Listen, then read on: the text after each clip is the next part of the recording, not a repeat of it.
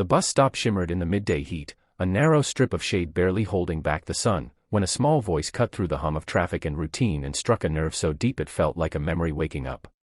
A single dad sat there with a paper cup cooling between his palms and the weight of unfinished grief on his shoulders, and a one-legged girl stood in front of him with a quiet courage that made the air feel suddenly heavier. The question she asked was simple, almost fragile, yet it carried a lifetime of hope and fear balanced on its edge, and for a moment the whole street seemed to lean in to hear how he would answer. Before the story unfolds any further, if you believe in kindness, second chances, and small moments that change lives, please take a second to like this video, leave a comment, share it with someone who needs hope today, and subscribe to the channel, Good Soul. Your support helps stories like this reach hearts that need them most. The man's name was Marcus Hale, and at 39 he looked older than he was, the kind of tired that sleep could not fix. Daytime had become his hardest companion since losing his wife 3 years earlier, because daylight reminded him of promises made and broken by fate.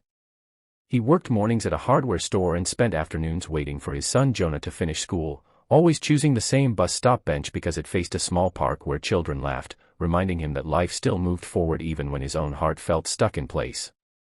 Marcus carried guilt like an extra limb, believing he had failed at protecting the life he loved most, and that guilt made him cautious, guarded, afraid of opening any door that might lead to more loss. The girl approached with careful steps, her prosthetic leg catching the light as she moved, not hidden, not ashamed, simply part of her story. Her name was Rhea Collins, and she was 12 years old, though her eyes held an age far beyond that. Losing her leg in a road accident 2 years earlier had taken more than her balance, it had taken her sense of belonging. Daytime outings were the hardest, when the world was wide awake and stares felt sharper, and today she had worked up the courage to leave her aunt's apartment alone for the first time, just to prove to herself that she could. The bench at the bus stop looked full even with one seat open, because fear can fill empty spaces faster than people ever do. Marcus noticed her hesitation and felt a familiar tightening in his chest. He saw in her the same quiet isolation he recognized in himself, the way grief and difference make people hover at the edges of ordinary life.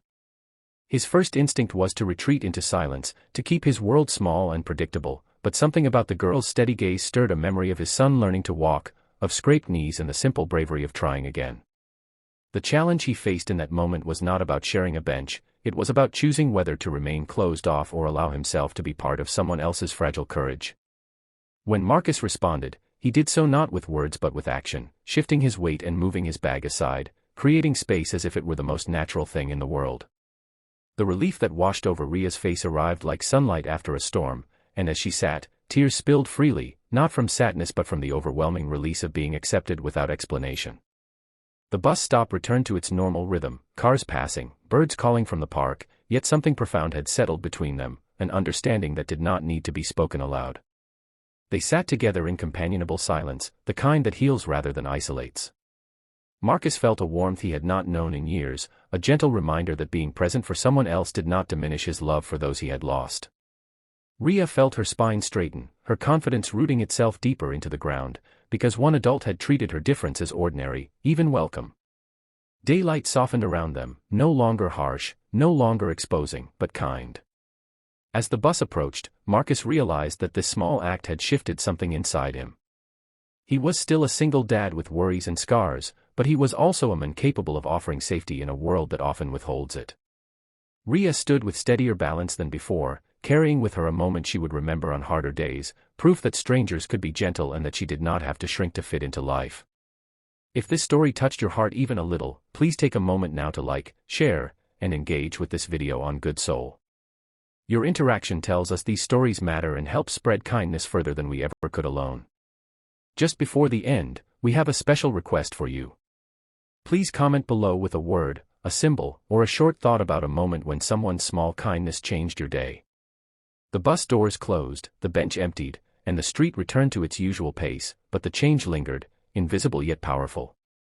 In the bright honesty of daytime, two lives had brushed against each other and quietly healed.